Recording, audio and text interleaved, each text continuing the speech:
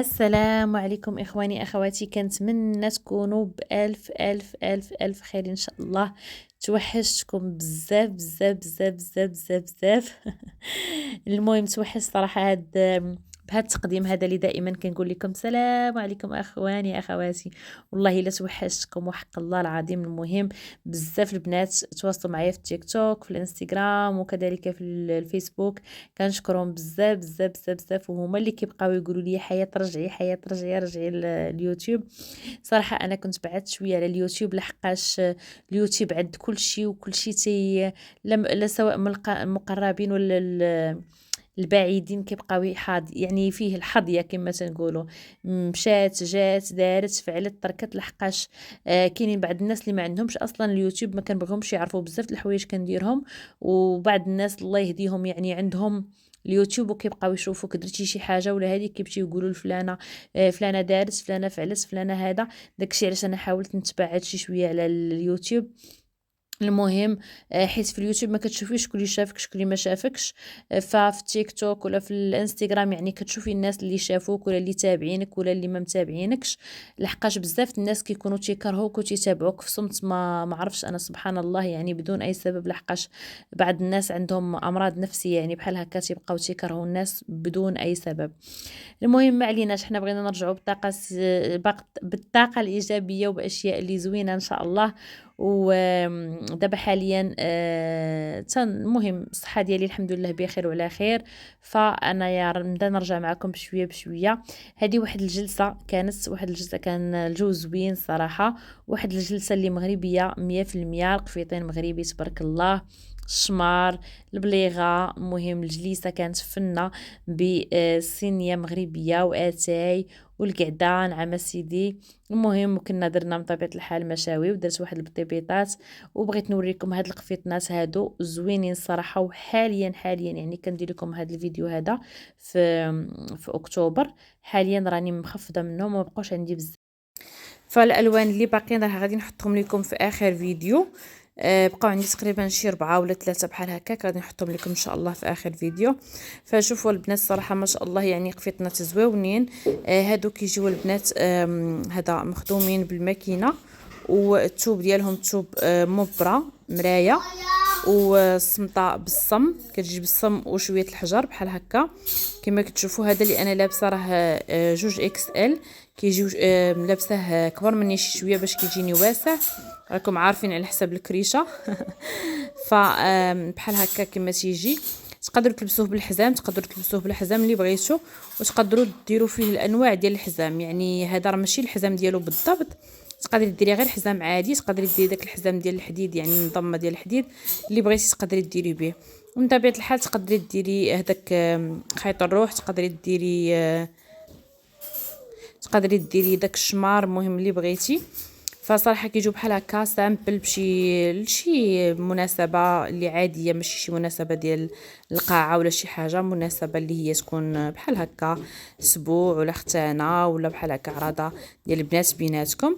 المهم البنات الصراحه كان الجو زوين في الجرده، ونخرجت بحال هكا نوريكم مزيان بالجو ديال يعني الضوء ديال على برا احسن.